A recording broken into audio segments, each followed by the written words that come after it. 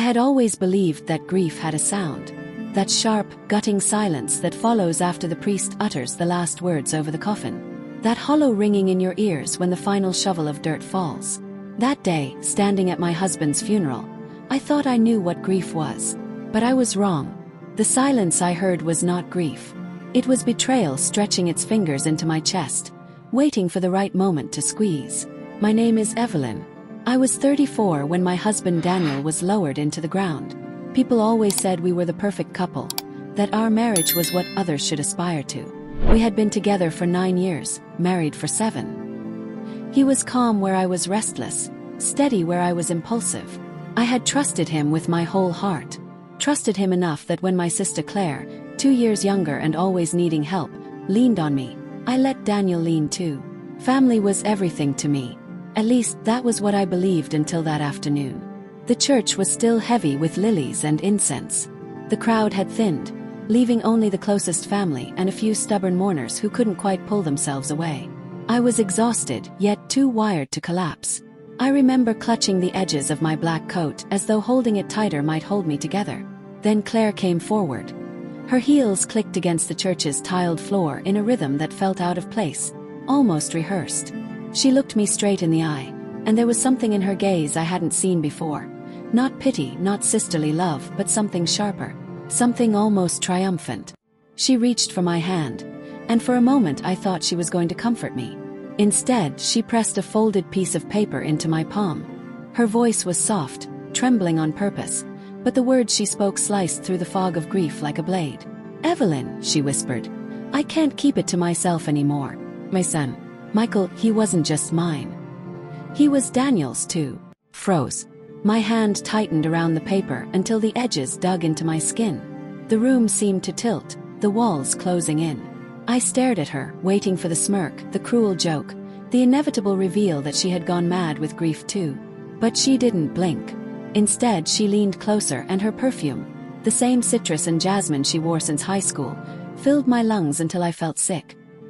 "He left a will," she said, her lips brushing the words against my ear. "And in it, he made sure Michael was provided for. You'll see." I pulled my hand back as though her touch burned. My throat felt raw, and yet no words came. My sister. The same sister I had defended 100 times, the same one who came crying to me when her boy's father abandoned her, now stood there claiming that boy was Daniel's child. My husband's child. The man I had just buried, the man I thought I knew better than anyone. The folded paper in my palm felt like it weighed as much as the coffin outside. I wanted to rip it apart, to scream, to deny it. But some part of me, a small, stubborn crack inside, told me I couldn't ignore it. Not yet. And as the last echoes of the funeral hymn faded, I realized something chilling. Whatever truth lay inside that paper, it wasn't going to stay buried with Daniel. Because my sister had just opened a door I didn't even know existed. And stepping through it meant I might never see my life the same way again. I couldn't bring myself to unfold the paper right there. Not with the scent of lilies clinging to everyone's clothes and the caterer's trays clinking in the fellowship hall. People milled, their voices pitched in that hushed funeral register. Too soft to be normal, too loud to be reverent. I set the paper on top of the condolence book and stared at it the way one stares at a stray dog, wary, aware it could bite. Claire floated between groups with that practiced rueful smile she wore like a brooch, accepting a hug here, brushing away a tear there. She didn't meet my eyes again. I wondered if she knew I would look at the paper alone, like an addict sneaking into a bathroom. "Eat something," Aunt Lila urged, nudging a plate of finger sandwiches toward me. She was my mother's older sister, the one who'd braided our hair after Mom died, the one who held the house together with casseroles and a Bible verse for every disaster. "If you don't eat, grief will. Trust me." I nodded because it was the kind of thing people nodded at. I took a bite, chewed, swallowed, and tasted nothing. Daniel would have teased me. He always did when I pretended food was an enemy. "The bread never did anything to you," he'd say, pinching a corner of my toast and making it dance. I could see him in flashes like that, as though my mind were throwing old home videos against the wall. Daniel in the kitchen, Daniel in the cheap suit he wore before the promotion, Daniel in the doorway the night he came home later than usual, standing in the hallway light with a tired smile and his shirt collar loose. He had died on a Tuesday, just after sundown. The police knocked at 10. When people say it's like the floor opens up, that's true. But what they don't say is that the hole keeps widening even after you think you've found the bottom. I slipped away when Aunt Lila turned to greet someone else. In the church bathroom, I locked the stall, sat on the closed lid, and finally unfolded the paper. It wasn't a letter. It was a printed email chain between Daniel and someone named Harold Fisher, an attorney, judging by the signature block. Subject line: Provision. The most recent email was dated 2 months ago, confirming we've updated the beneficiary schedule as discussed, including education provision for MH, to be administered discreetly. Per your request, the primary stipulation remains unchanged. Please confirm receipt. There was nothing overt, no scandal spelled out in neon, but I could feel it pulsing between the lines. I didn't have to be a genius. Michael Harper, my nephew, Claire's son. The world pinwheeled. I braced my hand against the metal stall wall and felt its cold, smooth certainty. I read it again. The words didn't rearrange into something harmless. The echo of the goodbyes, the clink of trays, the muted exits carried on, oblivious. I folded the paper small enough to disappear in my palm and tucked it into the lining of my coat, where a seam had always been a little loose. I wanted something about me to feel secure, even if I had to fake it. When I came out, Claire was at the coat rack with Michael at her side. He was 12, all angles and elbows, the kind of boy who hadn't yet decided if the world would welcome him or not. He looked up at me through hair that flopped into his eyes. The resemblance had always been there, the kind that amused our relatives. Claire's mouth, my father's dark eyes. I had never looked at him and seen Daniel. Now I found myself searching. A tilt of the head, the set of a jaw. It's strange what a single sentence, whispered at a funeral, can do to your vision. It makes everything a potential clue. Eve, Claire said, smoothing Michael's collar. Her voice had a tremor to it, the kind that could be sympathy or fear. He's tired. I'm going to take him home. Of course, I said. Thank you for helping. She nodded, that same almost regret flickering across her face. She touched my arm lightly, too lightly, the way people touch a hot pan. We'll talk later, she said. When you have the strength. I stood there a moment after they left, the door yawning open to a square of afternoon light, thinking about the first time Claire had brought Michael to my place, a newborn with a squeak of a cry. She'd been 22 then, a storm of raw nerves and soft hair, and she'd placed the baby into my arms as though she were handing me proof that she could make something good. His father's not in the picture, she'd said, cheeks wet. He's not important. I didn't press. She was my sister. We had spent our childhood pressing into each other's shadows to survive, so I never thought to press into her secrets. I went home alone. The house felt wrong. It was too tidy, as though someone had staged our life for an open house while we were out. I hung my coat, kicked off my shoes, and walked through our rooms like I was visiting a museum. Kitchen. Daniel's favorite mug still in the drying rack. A coffee ring on the counter that I hadn't wiped away because it was one of the last things his hand had made. Living room. The throw blanket he always wadded up at the end of the couch, still creased in the shape of his legs. Bedroom. His cologne, sealed in its bottle, built a ghost in the air. Study. The place I had avoided because it smelled more like him than anywhere else. I stood in the study doorway and looked at the mess that only he understood. Daniel organized his life in stacks and trays. He swore there was a system. I believed him because the numbers always shook out, the bills were always paid, and his work emails always sounded like the version of him that wore the better suit. A month before the accident, he had come home with a new leather folder, pressed me on the mouth and said, "I need to get my papers in order. Don't read too much into it." I'd laughed and told him he was 38, not 80, and he'd shaken his head with that half smile that meant I was missing something. He'd tucked the folder into the bottom drawer and locked it. I tried the drawer. It opened easily. The folder wasn't there. The drawer held pens, paper clips, a jumble of sticky notes with grocery items and names I didn't recognize. I sank into his chair, the cushion giving the way it did when his weight was on it. I reached for the top drawer, and that's when my fingers brushed something rougher than would underneath the lip, a strip of duct tape. My fingers curled and found the small hump of a key pressed into it. He had taped a key under his desk like a teenager hiding a diary. It was brass, old, with a ridged oval head.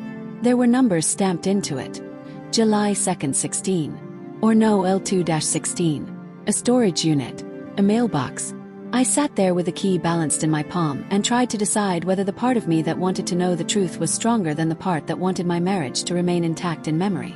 If grief is a hole, truth is the shovel that enlarges it. But I couldn't unknow the existence of the key any more than I could unknow Claire's whisper. I slid the key into my pocket. The desk lamp cone was still aimed at a stack of receipts. Daniel had been a compulsive keeper of slips. He sifted groceries, gasoline, a bouquet of peonies from a florist I liked, the one 2 blocks from Claire's apartment. The peonies had been for my birthday. Underneath them was a business card that didn't belong to our usual world. White textured, Harold Fisher Esq. An address a few miles downtown, in one of those converted brick buildings that used to mean factories and now mean people who prefer exposed ducks. I flipped the card over. In Daniel's handwriting, slanted, careful. Monday 10:30. Claire. I set the card down and stared at it until my eyes burned. Then I blinked and the word was still there. Claire. Not in my handwriting. Not in hers. In his. It felt like I had swallowed ice. For a while I only heard the refrigerator kick on and off. The house had that trick of breathing when you needed silence. When you love someone, the mind compiles a set of facts to prove you are right to love them. He brings me tea when I am sick. He rubs my back in the morning before he gets up to make coffee. He listens when I talk about my students. He keeps his promises. If one of those facts becomes unstable, the others tilt. I thought about a night in June, our anniversary. We had gone to the little Italian place where the owner always insisted on giving us free limoncello. Daniel had slipped away to take a call. When he returned, his face was taut in that way it was when he worried about work. He had put his phone down screen first and smiled. Nothing that can't wait. Later in bed, when he thought I was asleep, I heard him whisper, "We'll handle it. I promise." I had assumed he talked to a client. The man built budgets for hospitals. People's bonuses and layoffs depended on the recommendations he made. It made sense that he whispered to someone in the dark. It makes sense until it doesn't. The next morning after the funeral, I called the number on the card. A receptionist with a voice like a needle asked for my name, then put me on hold long enough for my heart to drum a rhythm I didn't recognize. Harold came on, warm in that practiced attorney way. "Mrs. Hale," he said, "I'm very sorry for your loss. I expected to hear from you." "You expected to hear from me," I repeated, "because there are sentences you say back to people when you need them to hear themselves." "Why?" "Daniel told me he would prepare you to speak with me," Harold said. Daniel was an organized man. He worked hard to make sure everything would be as smooth as possible. I imagine he didn't have the chance. "You met with him," I said. "More than once." "Yes," Harold said carefully. "We updated his estate documentation this spring. Some modest changes last month." "What changes?" "Yes." I could feel my voice turning sharp. I didn't want to sound like a woman who had lost her husband and found a replacement villain in the nearest lawyer. But the word modest didn't belong in my living room. It belonged in a letter written in a nice pen to someone who didn't need to know what modest meant. "What changes did my husband make?" "I can't disclose specifics until we meet," he said. "Confidentiality and..." "Well, no one wants to misstate something over the phone. If you'd like, you and Ms. Harper could come in together. We can go through everything at once." "Ms. Harper, my sister." The word spun like a coin on a table, wobbling, refusing to settle. "Did my husband ask you to include my sister?" "Yes." Was. The kind that contained a yes. He spoke of her," Harold said. "He mentioned wanting to keep things familial. Private. Private." I set my thumb against the edge of the business card until the paper bent. "He wanted to keep things private." "I have an opening tomorrow morning," Harold said, as though we had not just used the word private like a cleaver. 9 or 10:30. 10:30, I said. "I'll be there." I hung up and stood very still, listening to the quiet settle as though the house itself were wary of where I would walk next. Sometimes when you don't know what to do, your hands do it for you. Mine went to the closet and pulled out the box where we kept passports and warranties and other artifacts of grown-up life. Tucked among them, in a manila envelope that had nothing written on the tab, was a sheaf of prints from a drugstore photo lab, the kind we'd ordered absent-mindedly from our phones after a trip. The top one was good. Daniel in sunglasses on a dock, the lake behind him rippled with sunset. The next was Claire at our kitchen table, her mouth open in a laugh, Michael's hands up to shield himself from the camera like a celebrity. Flipped. They were years. Holidays, a backyard barbecue, a hospital room. Stop. The fluorescent lighting put a sheen on every surface, making skin look like wax. Claire sat on the edge of a bed, pale but smiling, holding a newborn. Daniel stood next to her, a hand on her shoulder, the other extended toward the camera like he was shooing it away. I had taken that picture, I remembered now. I had come in the day after Michael was born with flowers and a stuffed giraffe.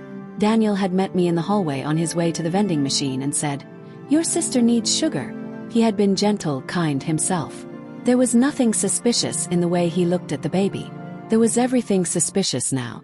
I pressed the photo to my thigh and closed my eyes. Memory is treacherous. It rearranges itself to match your new story. The same image that once meant "my husband is good" now whispered, "my husband is a liar." And both could be true because people are not one thing. I never wanted him to be perfect. I only wanted him to be mine. I placed the photos back, then took them out again, then left them in a neat pile and went to make tea because making tea is what you do when you can't do anything else. While the kettle hissed, I texted Claire, "Meeting tomorrow at 10:30 with Daniel's lawyer. He suggested you come." The 3 dots popped up, then stopped, then popped again. Finally, okay, can be there. I stood at the kitchen counter and realized I was afraid of my sister in a way I had never been. Not afraid she would hurt me. Afraid of what it would cost to keep loving her. The day moved in slow, jerky increments. The doorbell rang twice with floral deliveries from people who didn't know that too many flowers start to smell like a room where something is turning. Lila came by with a pie and a prayer. Our neighbor from 2 doors down brought over a casserole in a dish with her name taped to the bottom, as though she couldn't bear the thought of any more losing. I thanked them and sat, and when the house emptied, I found myself in the study again, the brass key pressing into my thigh where I'd tucked it into my jeans pocket out of habit. The numbers stared up at me.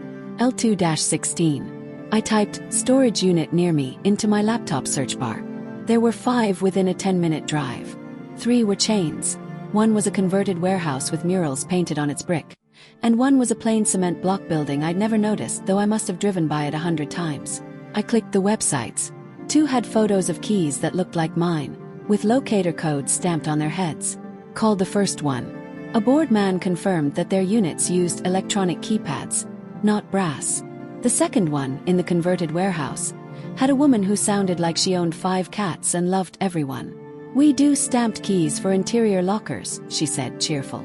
"But the stamps are alphabetical. Yours have numbers." "Letters and numbers," I said. L2-16. "Oh, then that's probably level 2, unit 16, she chirped. "But we don't write it like that. We're pretentious. We say mezzanine." I laughed, and the sound surprised me. "Thank you," I said. "That helps." I asked the cement block building too, just in case. Their man sighed, annoyed at having to talk to a person, and said, "Yeah, we stamp like that. But we can't disclose anyone's unit, ma'am. Security." "Of course," I said. When I hung up, the kettle clicked off again because I had turned it on and forgotten it. I poured water over the same tea bag and watched the color bloom as though dyeing cloth. The key lay on the counter, damp from my palm, catching the window's light and brightening in a way that felt like a dare. Not tonight, I told myself. There are steps. First the lawyer, then the key. Or the key, then the lawyer.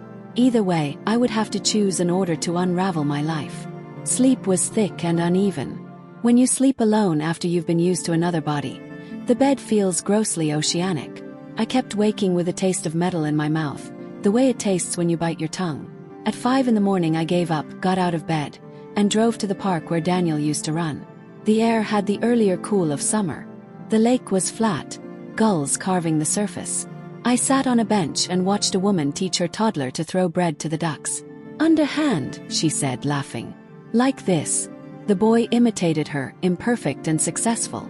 I thought about teaching Michael to tie a tie for a school event last year. Daniel had stood behind him, big hands moving gently, narrating the steps as though telling a story. Over, through, around. Michael had looked proud. He had called me Aunt Evie and called Daniel Uncle D for as long as I could remember.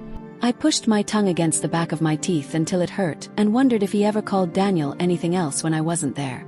By the time I pulled into the lot behind Harold's building, the sun was up and the city had decided to be busy. Claire arrived a minute after me, her car door thudding like a heart. She wore a black dress that would have looked severe if not for the sweater she'd thrown over it. pill-balled at the elbows, soft from years of being worn on cold mornings. Michael wasn't with her.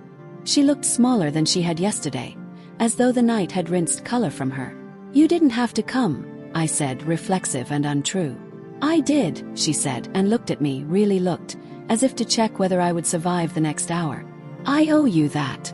We sat in Harold's office across from a framed black and white photo of the building in the 1940s, men in caps wheeling crates. Harold shook our hands and offered water, which we both refused, and then he folded his fingers on the desk and gave us the speech he probably gave to many families, the one about laws and intentions and the purchase of peace through paperwork. He used Daniel's name like a talisman.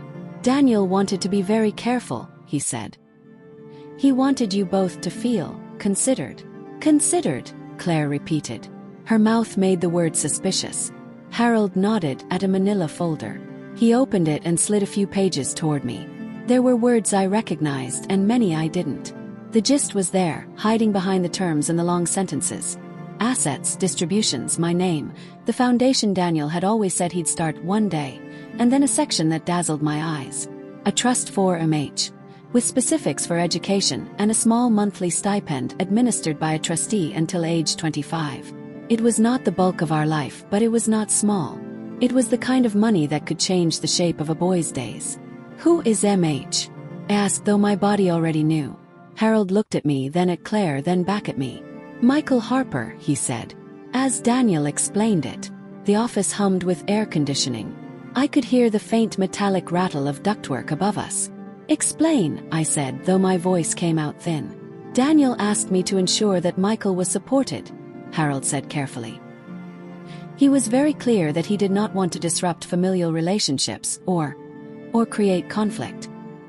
He asked me to craft this in a way that would respect privacy. My laugh startled all three of us. Sounded like a bark. "Respect privacy," I said. "We are sitting here because privacy failed." Claire's face had gone the kind of pale that made her freckles stand out like constellations. She picked at a loose thread on her sweater. "He wanted to tell you," she said quietly. "He promised me he would." "When?" I asked. "Before or after he asked a lawyer to make a trust behind my back." She flinched. "Don't do that," she said. And in that second she sounded like the girl who used to hide behind me when our father came home drunk. "Don't make it sound. You know what he was like. He planned things. He said he'd talk to you when he had it arranged." "When he had it arranged," I said. I looked down at the pages again. Daniel's initials on one corner. My own initial missing. Harold watched the way people watch a storm come in from the shore. Braced, fascinated, slightly removed. "What else?" I asked Harold. "What else am I going to find out in here?" He cleared his throat. "There's also a letter," he said. "For you." He opened a thinner folder and pulled out an envelope with my name on it, the slant of Daniel's hand so familiar that for a beat something in me softened in recognition before stiffening in defense. I didn't open it. Not there. Not with Claire looking at me and a lawyer pretending not to. I slid it into my bag and felt its shape settle against the spine like a misplaced vertebra. As we stood to leave, Harold added, "There's one more logistical matter. Daniel left a safe deposit key with the firm for you, Mrs. Hale." He opened a drawer and set a small envelope on the desk. When I pulled the key out, my breath hitched. Ridged oval head. Stamped, L2-16. I had thought I'd been holding Daniel's secret in my pocket. Now I realized he had duplicated it, so I would have no excuse not to go where it led. Outside. The heat pressed down with the familiarity of a hand that used to stroke and now only pushes. Claire and I stood on the sidewalk and looked at each other like we were on opposite sides of a river we'd swum across together 100 times but which suddenly ran too fast to try again. "I need to ask you something," I said. Her mouth trembled and then became stubborn. "I know," she said. "Ask. Is Michael Daniel's son?" Yes. It was an ugly sentence, but it made itself anyway. Claire's chin lifted. "Yes," she said. Her eyes watered but didn't spill. "He is." For a moment there was nothing under my feet. Then the ground crept back, inch by uneasy inch. Sounds returned. The beep of a truck backing up. A cyclist swearing as he swerved around a car door. I nodded once, as though this were a negotiation about renting a storage unit, and not a negotiation about the shape of my past. "How long?" "Managed." She swallowed. "Since the beginning," she said. Since Michael. You told me his father wasn't important, I said. I could hear how flat I sounded, how practice made. I told you what I could tell you then, she said quickly. It was complicated. Musi. He said he would fix it. That he would. I wasn't trying to hurt you. Weren't you? I asked. Not because I believed she had wanted to hurt me, but because the hurt needed somewhere to go and my mouth had offered itself as a door. Claire flinched again and then gathered herself like she used to before a race in 7th grade. I was 22, she said. Daniel was. Daniel. He said it was a mistake. One time. He said it didn't change anything between you. He loved you, Eve. I believed him. She stopped, pressing her fingers to her mouth as if she could push the rest of the sentence back into her. I closed my eyes and saw Daniel's hands tying Michael's tie. Over, through, around. Opened them. I have to go somewhere, I said. I don't know what I'll find. Do you want me to come? She asked, a small voice coming through a careful face. No, I said. Then softer because the old sister in me hadn't died. I'll call you. I drove without turning on the radio. The silence in the car felt cleaner than the silence in the house. The storage facility with the murals had a cheerful manager who looked at my ID, at the key, at her screen, and then at me with a shrug. You're on the lease, she said. Unit Mezzanine 216. Elevators around the corner. I stepped into the elevator and felt the air change, the particular cool of concrete and dust and steel. The doors opened onto a hallway with gray paint and fluorescent lights that hummed like a bad thought. I followed the signs to 2 to 16. The key was warm in my hand from the walk. I slid it into the lock, turned easily. The door rolled up with a stuttering metallic whine and stopped. A smell of cardboard and old paper rolled out, and under it, faint but clear, Daniel's cologne from a sweater may be stored too quickly after a wear. Inside were 5 boxes, neatly labeled in his hand. A garment bag hung from a hook. There was a small fireproof safe on the floor with a combination lock, the kind children in movies crack by listening to the clicks. I didn't know the combination. I knelt and opened the first box. My throat tightened. It held things I had forgotten or never known were missing. A shoebox with letters bound in elastic. My letters to him from the year we were long distance, a year I had once told myself I would reread when I needed to remember who we had been. A stack of journals. His, the neat block letters, his alone. Another box had photographs, not the ones in our house. These were candid, messy, the kind people take when they think no one will see. Daniel at a picnic table with Michael at maybe age 4. Ice cream on their mouths, their heads angled close as though hatching a plot. Daniel at a park I recognized from near Claire's apartment, pushing Michael on a swing. Daniel holding a tiny cardboard crown on Michael's head in a fast food restaurant. Claire was not in any of those frames. I didn't know which part of that fact hurt more. I sifted until my hands shook. In the bottom of the third box, under a fleece blanket that wasn't ours, was a file folder labeled simply M. Inside were copies of documents. School forms, a dentist bill, a printout from a clinic with a line highlighted in yellow. Paternity test, non-legal, probability of paternity, 99.97%. The date stamped at the top was 12 years ago. The clinic's address sat 10 blocks from where I was kneeling. I touched the paper and felt the world tilt, not wildly this time, but decisively, like a boat that's decided which way it will go in a storm. I sat back on my heels and put my head in my hands. The fluorescent light buzzed, insistent. Next to me the small safe waited. On its top, written in marker, was a string of numbers. Our wedding date. I entered it, my fingers steady, and felt the lock give. Inside was a single envelope, thick, addressed again in Daniel's hand. On the front he'd written my name, and under it, 3 words that refused to hold still. Before you hate me. My thumbs pressed under the flap. I drew a breath that tasted like dust and then began to lift the paper edge, slow and careful, as though whatever was inside could explode if exposed too quickly. The paper rasped faintly as I tore the envelope open, the sound too loud in the humming silence of the storage unit. Dust hung in the air, disturbed by my breath. Daniel's handwriting spread across the page in that same deliberate style, the one he used for work notes and birthday cards alike. My chest tightened as though his hand were still warm on the paper. Evelyn, it began. If you're reading this, then I have failed at timing. I thought I would find the right moment to tell you everything, but the truth kept getting heavier the longer I carried it. I loved you. Please believe that first before anything else. The words blurred. I blinked hard. Loved. Past tense. I hated the way it rang truer than present tense. Hated that he had been right about timing. I made a mistake years ago. One I tried to seal off from us. But mistakes don't stay sealed. They take root in places you never expected.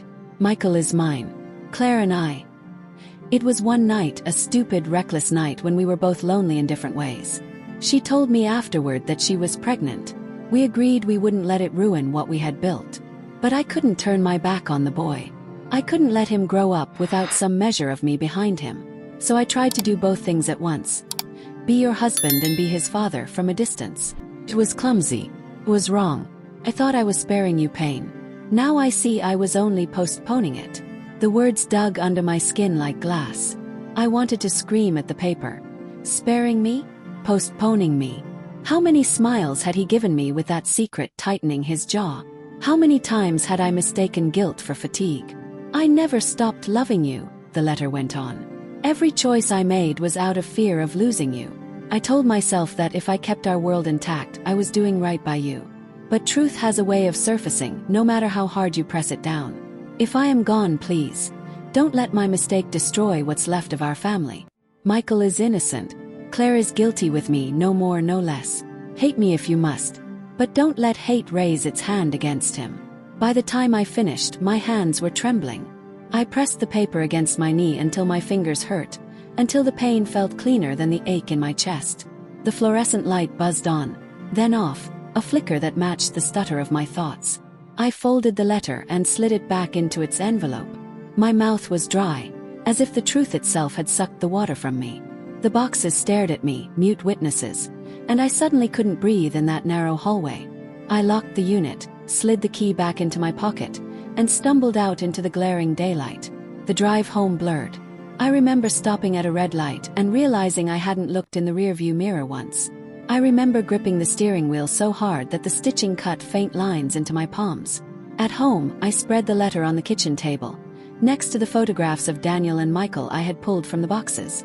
The boy's smile beamed up at me from a cheap fast food crown, Daniel's hand steady on his shoulder. The ache in my chest sharpened. This wasn't just betrayal. It was a theft of years. Years where I thought my life had one story, when in truth another ran parallel beneath my feet.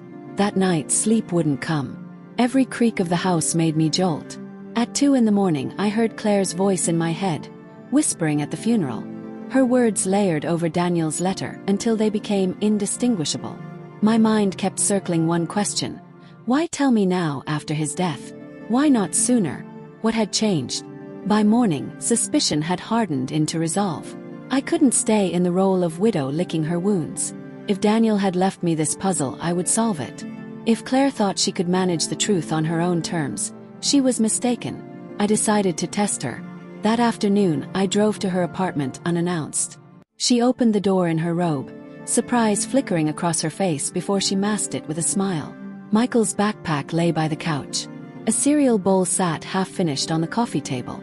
For a moment, it almost felt ordinary. "We need to talk," I said. My voice came out sharper than I intended. She nodded, ushering me inside. "Of course. Do you want tea?" "No." I pulled the letter from my bag and laid it on the table between us. "He wrote to me." Her hand twitched. "You read it." I did. He admitted everything. Claire sank into the armchair, her robe bunching around her knees. She stared at the envelope as if it might sprout teeth. "Then you know." "I know enough," I said. "But not all. Why didn't you ever tell me, Claire? Why let me play the fool for 12 years? Tears welled in her eyes, but I wasn't ready to believe them. "Because I was ashamed," she whispered. "Because I didn't want you to look at me the way you're looking now." "Don't twist this," I snapped. "You didn't protect me. You protected yourself. And Daniel."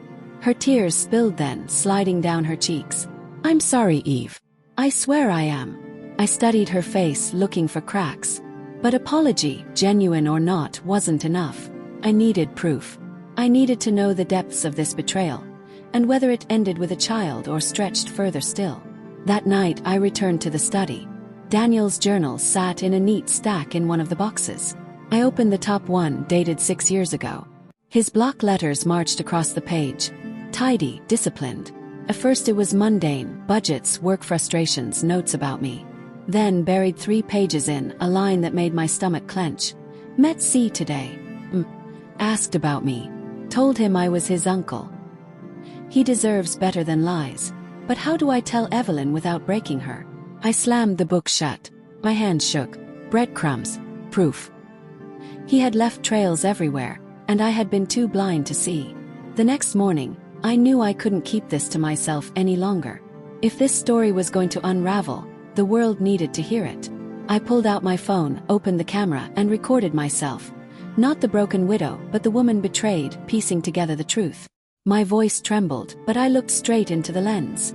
If you're listening, I said, you've probably been lied to too. Maybe by the person you trusted most. My name is Evelyn, and this is the story of how I discovered the man I married.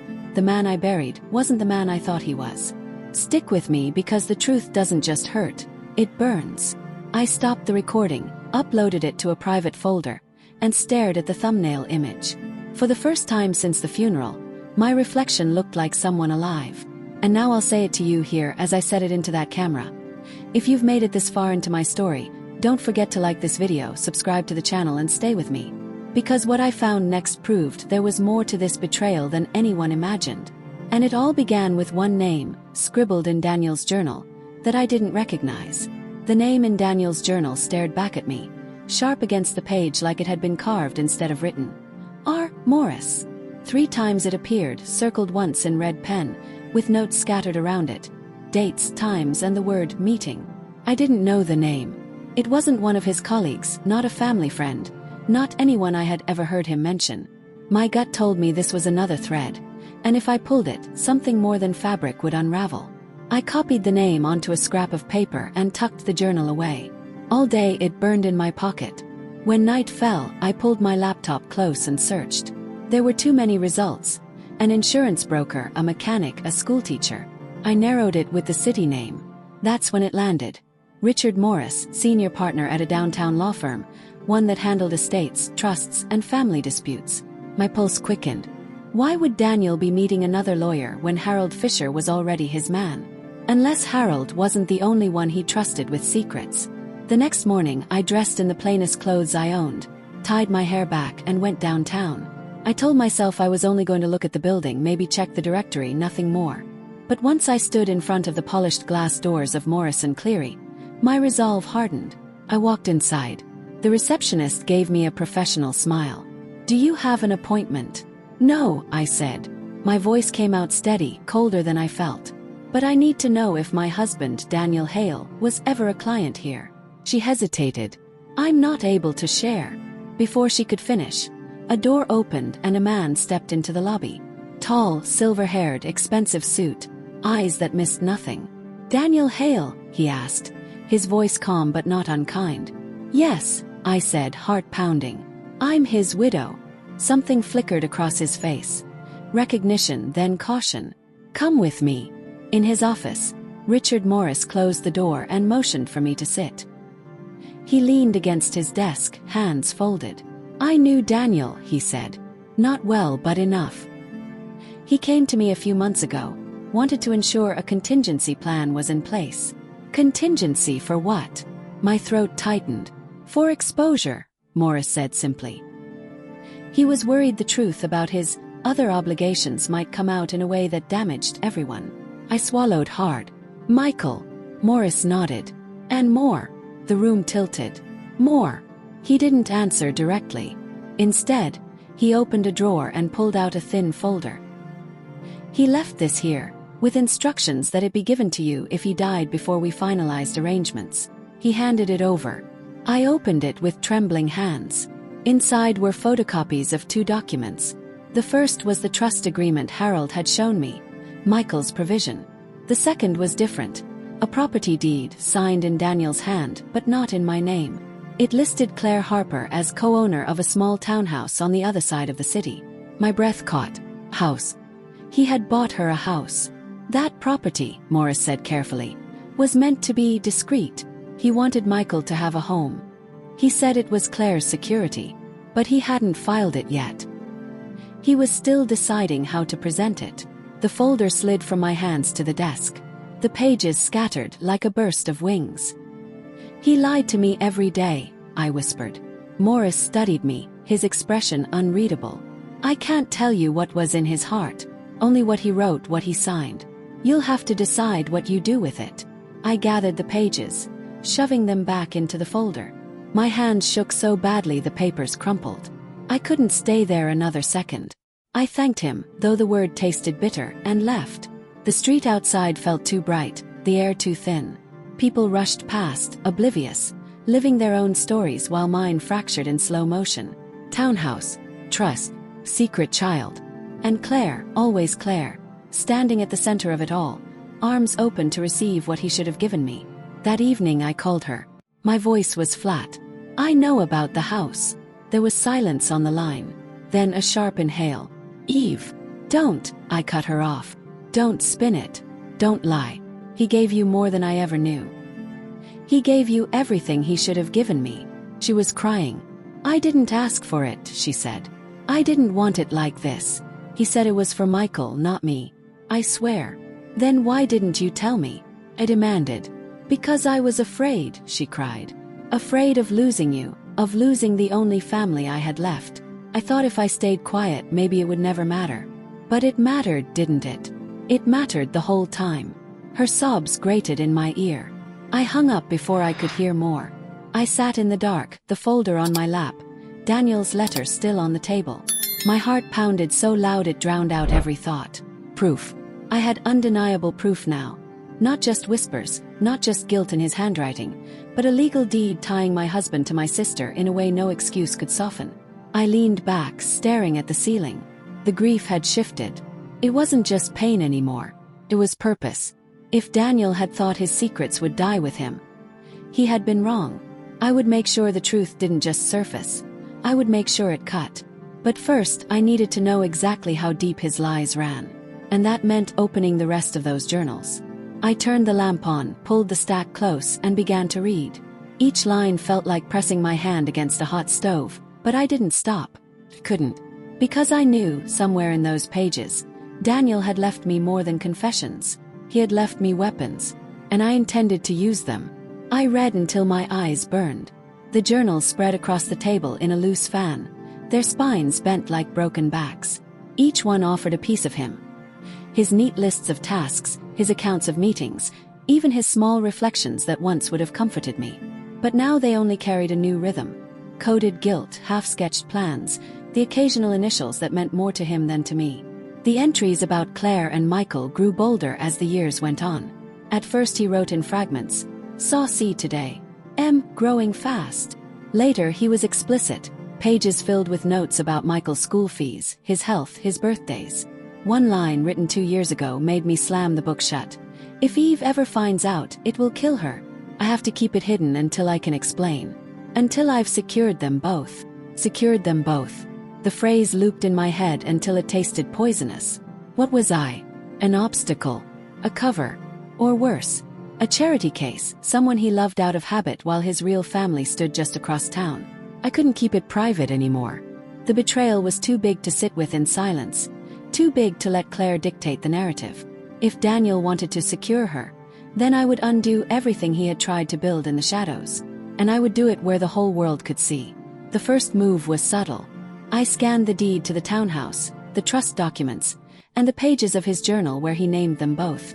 I assembled them into a single file, neat and irrefutable. Then I drafted a letter. Measured, calm, surgical. I sent it to Harold Fisher, the lawyer who had shielded the trust, copying Richard Morris for good measure. My subject line was simple. Formal challenge to the estate of Daniel Hale. By the time I hit send, my hands were steady. News travels fast in families, especially when guilt and fear live at the center. Claire showed up at my door that evening, her hair unbrushed, her voice shaking. "What did you do, Evelyn?" she demanded. I held the printed deed in my hand.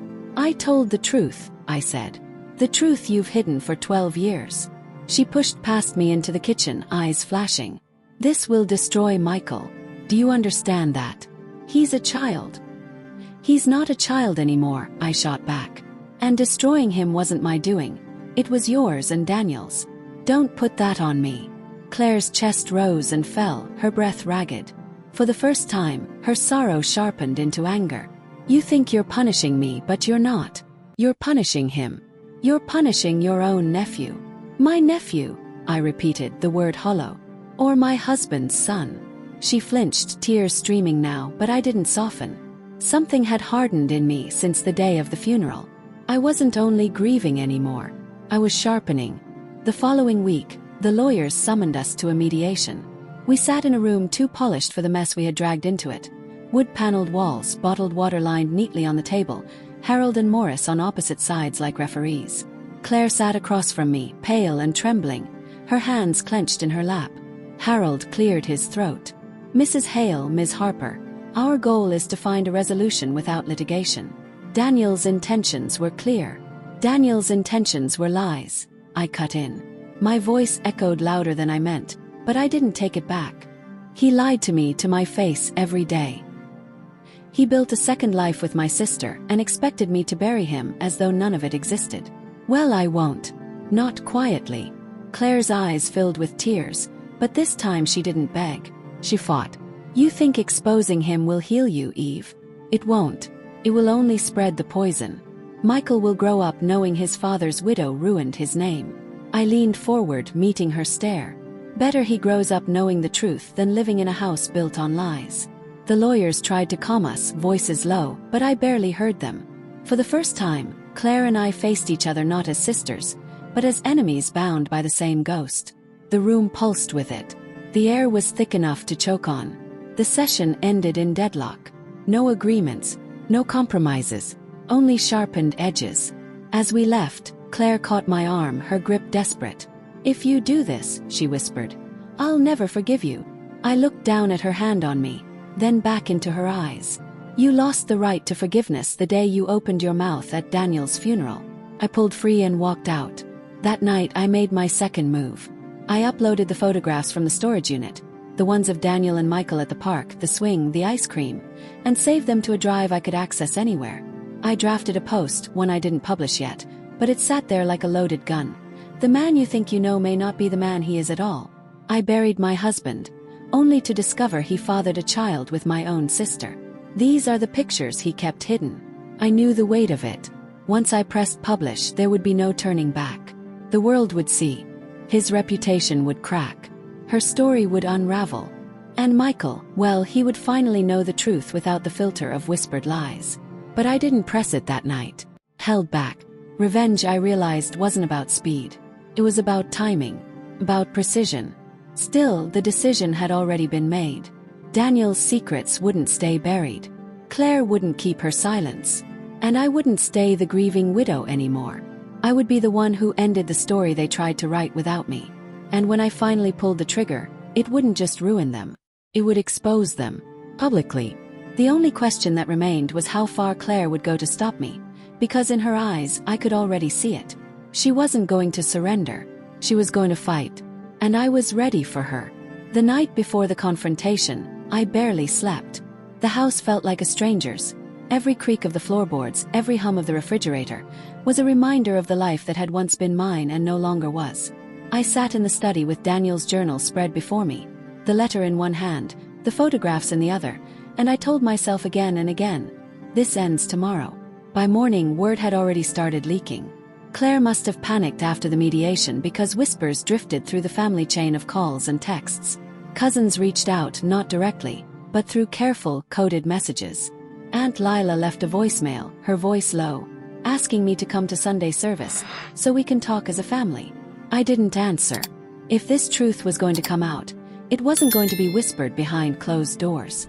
I chose the community hall where Daniel's memorial fund was scheduled to be announced. It was fitting. He had built his image on being generous, loyal, and respectable. If I was going to break that image, it would be in the same place he'd been celebrated. The hall was already crowded when I arrived. Neighbors, colleagues, family, even people from church who barely knew us. Claire was there too, sitting near the front with Michael beside her.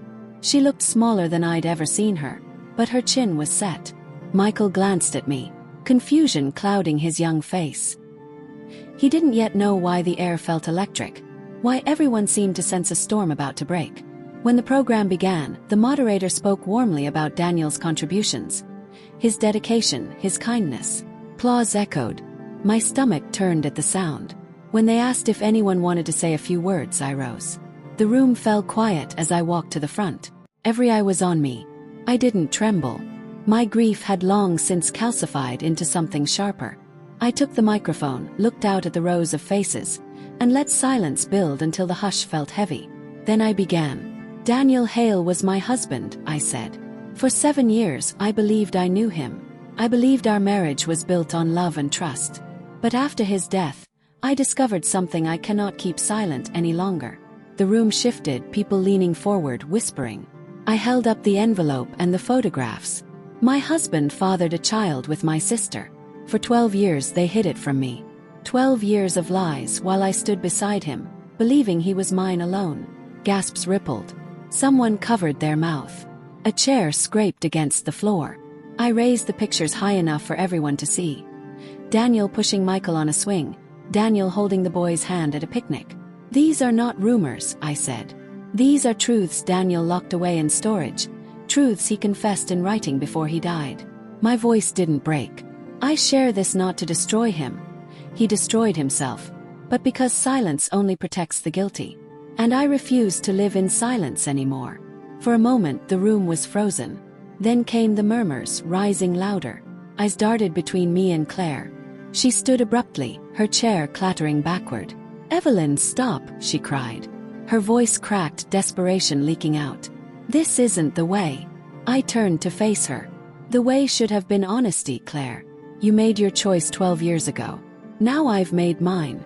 Her tears flowed freely now. You're hurting Michael, she shouted. He didn't ask for this. I met her gaze, hard and unyielding. He didn't ask for lies either. He deserves the truth. We all do. The hall erupted. Half the room buzzing with disbelief, the other half whispering that they had always wondered, always suspected. Michael stood frozen, pale, eyes darting between us. Claire reached for him, but he pulled his hand back, confusion and betrayal etched on his young face. I felt the power shift in that instant. The secret that had bound me in chains was now out in the open, spread across dozens of witnesses. There was no taking it back. Claire's voice dropped low, venom threading through the cracks of grief. You think you've won, she said. But this isn't over. You've made an enemy of me, Evelyn. I didn't flinch. I didn't make you my enemy. You did that the moment you stepped forward at the funeral. The moderator tried to calm the room, but the damage was done. The whispers had become wildfire. The photographs, the letter, the proof. It all circulated like currency, passed hand to hand, phone to phone. Daniel's perfect image was crumbling in real time, and Claire's along with it. By the time I stepped down, my hands were shaking, not from fear but from release. For the first time since Daniel's death, the weight wasn't mine alone. The truth was out. But as I walked past Claire, she leaned close enough that only I could hear her. Her whisper was sharp as glass. You'll regret this. Kept walking. That night, the silence in my house was different. Not heavy, not suffocating, but hollow, like a room after an explosion when the dust is still settling. I knew Claire wasn't bluffing. She would come at me, maybe with words, maybe with courts, maybe with something worse. But I also knew this. She was fighting to protect a lie, and I was done living inside of one. The war wasn't over, but the battle had been fought in the open, and I hadn't faltered. For the first time, I felt the sharp edge of victory pressing into my palm. The only question left was how far Claire would go to strike back, because her eyes had promised it. And when she did, I would be waiting. In the days that followed, silence didn't feel the same. It wasn't the suffocating silence of secrets buried in boxes and envelopes. It was a quieter, emptied kind of silence. The aftermath of detonation, when the air is still thick with dust but the echoes of the blast have already rolled away. The fallout spread quickly. The photographs leaked online. Someone at the hall must have recorded my speech, because within 48 hours it was circulating through the small-town news sites and then out further, into places I never imagined. Headlines softened the edges. Family rift at memorial. Widow reveals secret, but the truth was intact. Daniel's name no longer stood polished and untouchable. It was tangled now, in whispers and questions. Claire stopped answering my calls. When I tried once more, her voice finally came through, brittle and distant. "You've ruined everything, Evelyn. Not just for me, for Michael. You've made him a spectacle." And then the line went dead. But when Michael showed up at my door a week later, his backpack slung low and his eyes shadowed, I realized the spectacle was the least of it. He looked at me with that same searching gaze I had once given Daniel when I was young and hungry for truth. "Is it real?" he asked. "Everything you said." I wanted to lie to him, to soften it somehow, but lies had built this whole ruin. So I sat him down, poured him a glass of water and said, "Yes, it's real. And I'm sorry you had to find out this way." He nodded, small and solemn, then asked, Did he ever love me?" The question broke something in me I didn't know was still intact. I pulled him close, held him like I had when he was just a boy with sticky hands tugging at my sleeve. "He did," I whispered. "In his own way. But he loved wrong. He loved without honesty. And love without truth always breaks." Michael cried then, not loud but quiet, tired tears. When he left, he hugged me before walking down the porch steps. That embrace felt like the only clean thing left in all of this. The legal battles came, of course. Claire fought tooth and nail to keep the townhouse, to preserve the trust. Lawyers filled the air with arguments and counter-arguments. But it didn't matter the way it once might have. Everyone knew now. The secrecy was gone. That was victory enough. And me. I learned to live with the silence. Not the silence of betrayal, but the kind that comes after you've dragged every shadow into the light. At first it was raw, jagged, but slowly it softened. I could sit in Daniel's study without shaking. I could touch his journals without burning. Some days I even found myself smiling, not because I forgave but because I survived. When I finally recorded the last part of my story for the channel, I sat by the window where the morning light pooled across the floor. My voice was steady as I spoke. I thought I knew my husband. I thought love meant trust, meant safety. But I learned that sometimes, the people closest to you can bury the deepest knives. I share this with you not just to expose what was hidden, but because maybe you felt it too. That sharp sting of betrayal, that sudden tearing of the life you thought was real. If you have, know this. Truth is always better than silence. Even if it hurts. Even if it shatters you. Because only after truth comes healing. I leaned closer to the lens. So if my story touched you, if you believe truth matters even when it burns, like this video, subscribe to the channel and stay with me. There are more stories to tell. And maybe in sharing them, we all find a way back to ourselves. I ended the recording, saved the file, and let the room go quiet again. Outside, the garden was alive with small movements. The wind stirring the leaves, a bird landing on the fence, sunlight breaking between clouds. It struck me then that betrayal is a kind of fire. It raises everything. But fire also clears. It leaves the soil bare, ready for something new to grow. I sat in that silence, feeling both scorched and strangely free. And I understood. Grief is a wound, but revenge is a seed. And from seeds, even the darkest ones, roots will always find their way into the light.